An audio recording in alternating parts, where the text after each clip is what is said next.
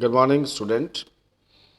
Video बनाने की श्रृंखला में हम आज चर्चा करेंगे सेकेंडरी डाटा अर्थात द्वैतिक स्रोत या जो द्वैतिक अध्ययन सामग्री है उसके बारे में हम चर्चा करेंगे। इससे पहले हमने प्राथमिक स्रोतों के बारे में चर्चा की थी कि प्राथमिक तथ्यों का संकलन करने के लिए हम किन किन स्रोतों का उपयोग कर सकते हैं।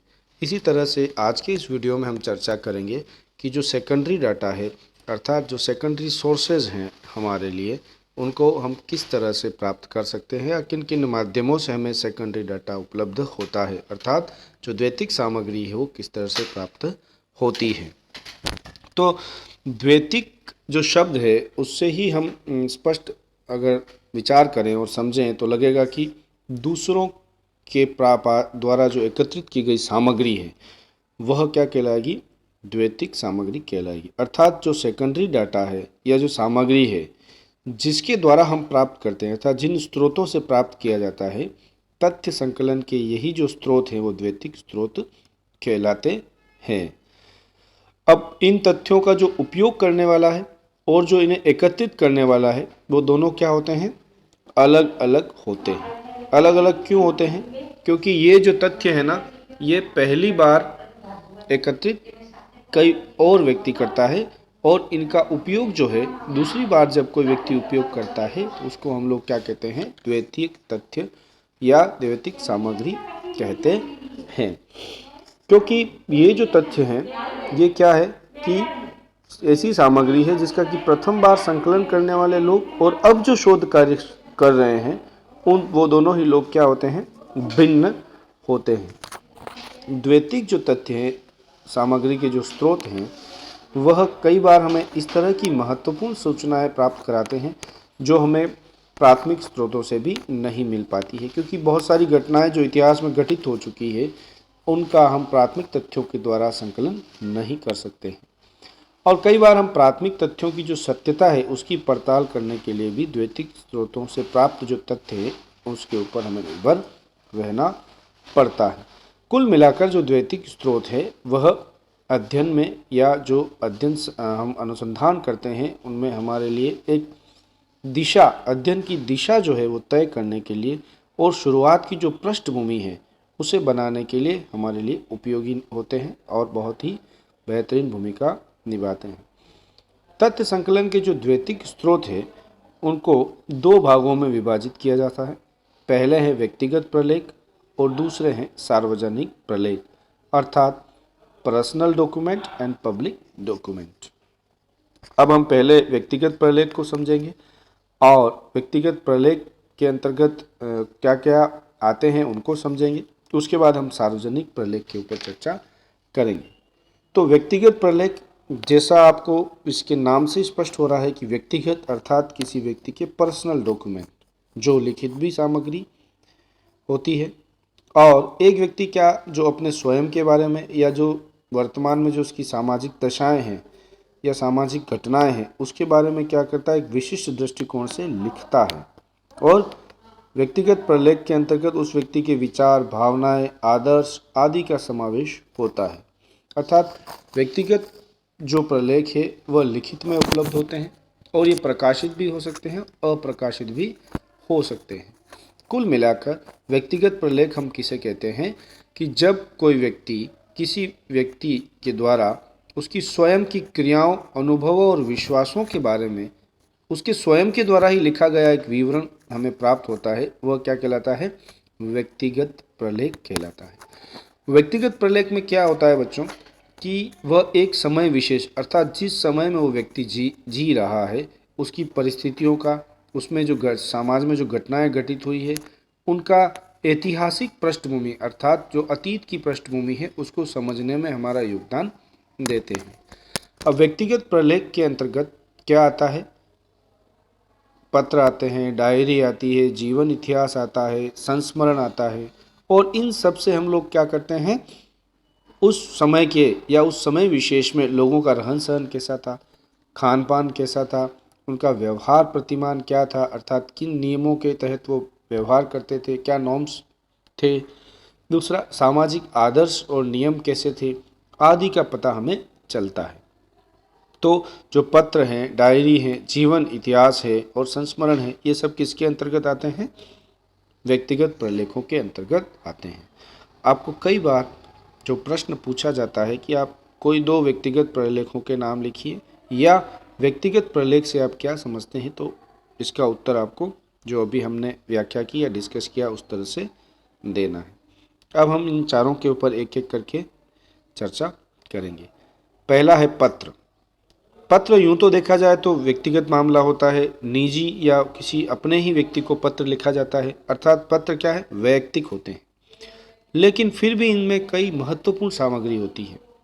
अगर आपने देखा हो तो जो इतिहासकार है और जो जीवनी लेखक है, उन्होंने पत्रों का विशेष उपयोग किया है। एक विद्वान हुए हैं थॉमस और नैनकी, उन्होंने पोलैंड के जो कृषक हैं उनका अध्ययन करने के लिए सबसे पहले पत्रों का उपयोग किया था। तो व्यक्तिगत जो पत्र हैं वो अध्ययन की दृष्टि से क्या होते हैं? बहुत महत्वपूर्ण होते हैं। इससे क्या होता है? उस लिखने वाले के जो क्या विचार हैं, क्या दृष्टिकोण है, उसको समझने में मदद मिलती है। क्योंकि क्या है कि वो जो पत्र लिखता है वो व्यक्ति अपने किसी निकट व्यक्ति को ही लिखता है, निकट रिश्तेदार को ही लिखता है या निकट जानकार को ही लिखता है, और उसके जीवन की जो घटनाएं हैं, जो भावनाएं हैं, जो अनुभव है और अपनी जो योजनाएं हैं आदि को क्या करता है? व्यक्त करता है। पत्रों के अंतर्गत क्या होता है? कई राजनीतिक घटनाएं भी आती है और सामाजिक जीवन का विवरण भी हमें मिल जाता है। इसी तरह से कई आंतरिक पक्ष जो हैं वो भी उजागर हो जाते हैं। जैसे जीवन के कई पक्ष होते हैं, पारिवारिक तनाव हो गया, दूसरा विवाह विच्छेद हो गया, और कुछ तरह के असंतुलन हो गए, पृथक्करण हो गया, आदि जो महत्वपूर्ण बातें हैं वो हम पत्रों के माध्यम से आसानी से पता चल जाता है, क्योंकि पत्र जो हैं व्यक्तिगत और गोपनीय होते हैं। अतः इनसे हमें क्या? पत्रों से एक यथार्थ और विश्वसनीय सामग्री मिल जाती है। दूसरी जो बात है डायरी। आप लोगों ने बच्चों देखा होगा, कई लोगों को देखा होगा जो रोज दिन प्रतिदिन की जो अपनी घटनाएं हैं या जो प्रतिक्रियाएं हैं या जो प्रक्रियाएं हैं उसके ऊपर डायरी लिखते हैं। डायरी जो है एक पूरी तरह से गोपनीय दस्तावेज होता है, अर्थात वह व्यक्ति डायरी इसलिए नहीं लिखता है कि उसका प्रकाशन होगा या वो प्रकाशित की जाएगी। वो अपने जीवन में उसके साथ जो घटनाएं घटित होती है वही उसके अंतर्गत लिखता है। एक विद्वान हुए हैं जॉन मेज, वो कहते हैं कि डायरियाँ जो है सबसे ज़्यादा रहस्यलेय होती है, अर्थात अगर डायरियाँ हमें मिलती हैं तो सबसे ज़्यादा रहस्य वाली बातें हमें पता चलती है, क्योंकि एक व्यक्ति ये जानता है कि उसको वहाँ लिखने में उसको कोई भय नहीं है, क्योंकि घटनाएं और जो क्रियाएं हैं जो घटित हुई है वह उस समय में जो घटित हुई है वो पूरी तरह से लिख देता है। सामाजिक अनुसंधान में जो डायरी है वो तथ्य संकलन के स्रोत के रूप में बहुत ही महत्वपूर्ण स्थान रखता है, क्योंकि लेखक जो डायरी लिखता है वो घटनाओं का यथार्थ चित्रण करता है। वह यह उद्देश्य नहीं रखता कि इसका प्रकाशन होगा तो इसमें कुछ आदर्श बातें डालूं, और इस तरह से कोई भी उसका उद्देश्य नहीं होता। जो वास्तविक जो घटना होती है वो उसको लिख देता है। कई महापुरुष के जो कार्य हैं, यात्राओं का वर्णन है, उनके जेल का जीवन है, युद्ध या किसी असाधारण घटना के संस्मरण के रूप में भी डायरियाँ लिखी गई है, जो शोध में काफ़ी सहायक होती है। सामान्य तौर पर इसमें घटनाओं को तोड़ मरोड़ कर नहीं लिखा जाता है। तो डायरी जो है वो क्या है? एक गोपनीय और विश्वसनीय तथ्य प्राप्त करने का महत्वपूर्ण स्रोत है। तीसरा है जीवन इतिहास। जीवन इतिहास जो है वो तथ्य संकलन के जो सेकेंडरी सोर्स के रूप में काफ़ी महत्व रखता है। जीवन इतिहास जो है वो मुख्य रूप से 2 रूप में देखने को मिलता है। एक तो आत्मकथा, जिसे व्यक्ति अपने संबंध में खुद लिखता है, और दूसरा होता है जीवन चरित्र, जिसे कोई व्यक्ति किसी अन्य व्यक्ति के लिए लिखता है। साधारणतः जो प्रसिद्धि प्राप्त व्यक्ति होते हैं उनका जीवन चरित्र लिखा जाता है।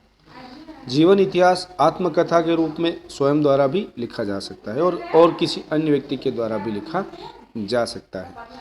किसी महापुरुष के जीवन इतिहास से उसके समय की जो सामाजिक घटनाएं हुई, आर्थिक घटनाएं हुई, राजनीतिक घटनाएं हुई, सांस्कृतिक घटना हुई या विभिन्न प्रकार की जो घटनाएं हैं उसे समझने में सहायता मिलती है।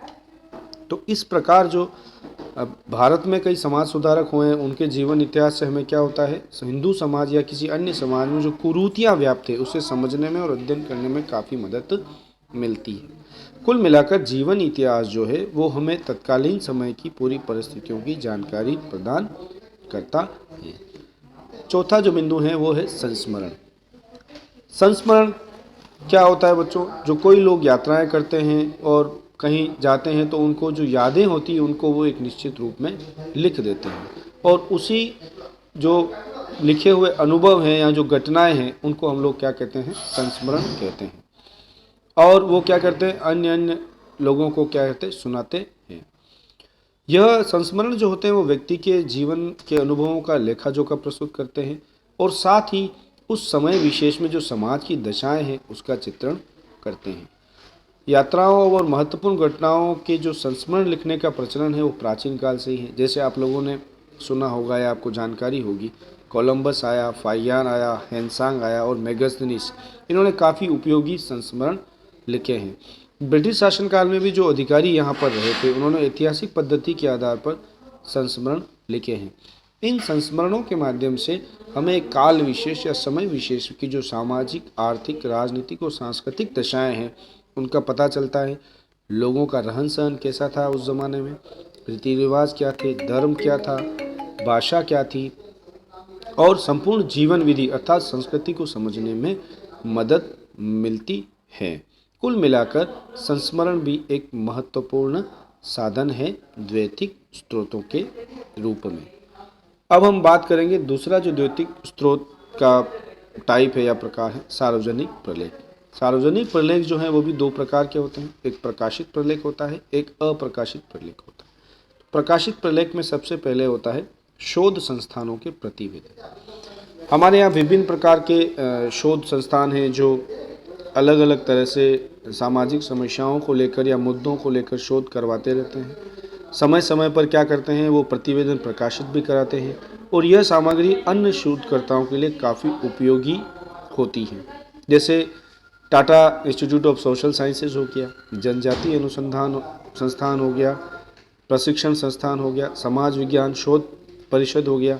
इस तरह के कई तरह के जो शोध संस्थान हैं प्रतिवेदनों को समय समय पर जो प्रस्तुत करते हैं या प्रकाशन करवाते हैं, उससे महत्वपूर्ण सामग्री उपलब्ध हो जाती है।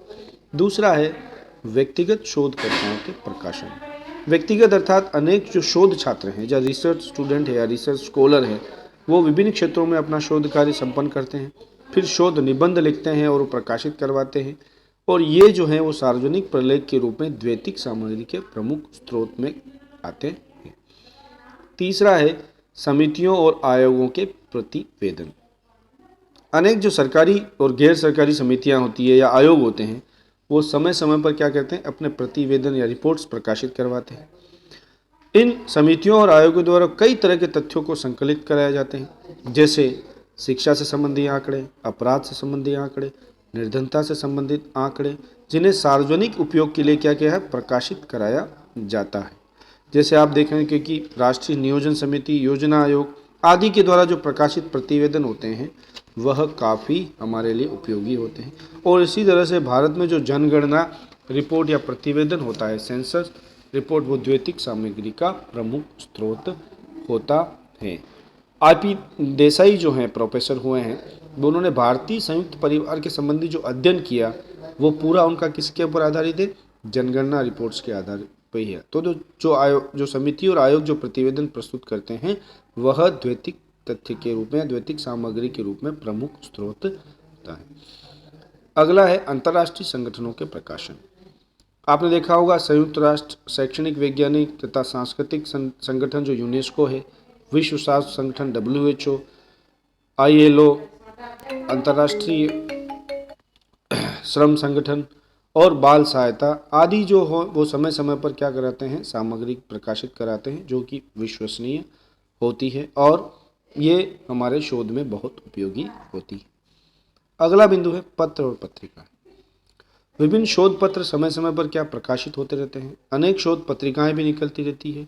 इसके अलावा दिन प्रतिदिन की जो घटनाएं हैं उनका विवरण किसमें होता है, समाचार पत्रों में होता है, और उनमें कई लेख और संपादकीय छपते हैं। तो ये रेडियो और दूरदर्शन में मूल्यवान सामग्री उपलब्ध कराते हैं। जनसंचार के साधनों से महत्वपूर्ण तथ्य प्राप्त होते हैं, परंतु शोध कार्य हेतु इनकी जो उपयोगिता है वो बड़ी सावधानी से प्रयोग में की जाती है। कुल मिलाकर हमने सार्वजनिक प्रलेखों में जो प्रकाशित प्रलेख हैं उसके ऊपर चर्चा की थी। अब हम चर्चा करेंगे प्रकाशित प्रलेख के ऊपर। प्रकाशित जो प्रलेख हैं उसके अंदर सबसे पहले अभिलेख की बात करते हैं। अभिलेख किसे कहते हैं? विभिन्न प्रकार के जो सरकारी और गैर सरकारी कार्यालय हैं वो आवश्यकता के आधार पर कई आंकड़े और सूचना एकत्रित करते हैं और उनको एक तरह से सेव रखते हैं, और ये संपूर्ण सामग्री है वो क्या कहलाती है? अभिलेख कहलाती है। वो विभिन्न समितियों, संगठनों और आयोग जो हैं उसके प्रतिवेदन पर आयोजित होने वाली जो मीटिंग्स होती, बैठक होती है, उसमें कार्यवाही के रूप में काम में ली जाती है। हालांकि ये जो पूरी प्रक्रिया और सामग्री है वह गोपनीय होती है, परंतु काफ़ी विश्वसनीय भी होती है। दूसरा, अनुसंधानकर्ताओं के जो प्रतिवेदन हैं, अर्थात बहुत सारे जो अनुसंधानकर्ता शोध कार्य करते हैं उनके महत्वपूर्ण प्रतिवेदन तैयार, जो थीसिस तैयार करते हैं, उसके ऊपर शोध निबंध भी लिखते हैं, परंतु उसमें अधिकांश क्या होते हैं? अप्रकाशित रह जाते हैं। और ये अप्रकाशित जो लेख हैं ये भी सूचना प्राप्ति के लिए बहुत ही विश्वसनीय होते हैं। तीसरा है पांडुलिपियाँ। कुछ जो समाज सुधारक या महापुरुष होते हैं वो विभिन्न क्षेत्रों में ख्याति प्राप्त व्यक्ति विभिन्न विषयों का गहन अध्ययन और तथ्य संकलन कर पांडुलिपियाँ तैयार करते हैं। इन्हीं कारणों से या कई जो इस तरह से कारण होते हैं उनसे प्रकाशित नहीं करा पाते हैं। कई बार धन का अभाव हो जाता है, समय का अभाव हो जाता है, स्वास्थ्य हो जाता है। और ये जो पांडुलिपियाँ हैं ये काफ़ी उपयोगी सामग्री रखती है। शोध कार्य के लिए पांडुलिपियों को प्राप्त करना बहुत ही कठिन कार्य होता है, और क्योंकि इन्हें संग्रहालय में सुरक्षित रखा जाता है। तो कुल मिलाकर पांडुलिपियाँ जो हैं अप्रकाशित प्रलेख के अंतर्गत बहुत ही उपयोगी होती है। यहाँ पर टाइपिंग एरर में दूसरा नंबर का जो बिंदु है वो प्रकाशित प्रलेख हो गया है। इसे आप लोग अप्रकाशित प्रलेख पढ़ें, क्योंकि द्वैतिक स्रोत जो हैं उसमें सार्वजनिक प्रलेख के अंदर पहला प्रकाशित प्रलेख है और दूसरा अप्रकाशित प्रलेख है। कुल मिलाकर हमने द्वैतिक स्रोत हैं उनके ऊपर चर्चा की। आज इस वीडियो में हम इतना ही चर्चा करेंगे। अगले किसी वीडियो में हम अन्य जो बिंदु हैं उस पर चर्चा करेंगे। इसके अंदर जो प्रश्न बनते हैं उसमें ये ध्यान रहे आपकी द्वैतिक स्रोत किसे कहते हैं, द्वैतिक स्रोतों के स्रोत कौन कौन से हैं, वो उसके आधार पर आप लोगों को प्रश्नों को तैयार करना है। जैसे प्रकाशित प्रलेख क्या है, अप्रकाशित प्रलेख क्या है, प्रकाशित प्रलेख के अंतर्गत क्या क्या चीज़ें आती हैं, अप्रकाशित प्रलेख में क्या क्या चीज़ें आती है, सार्वजनिक प्रलेख क्या है, और जो पब्लिक और व्यक्तिगत प्रलेख क्या है, इन सब को आपको ध्यान रखना है। इस वीडियो में इतना ही। धन्यवाद। जय हिंद, जय भारत।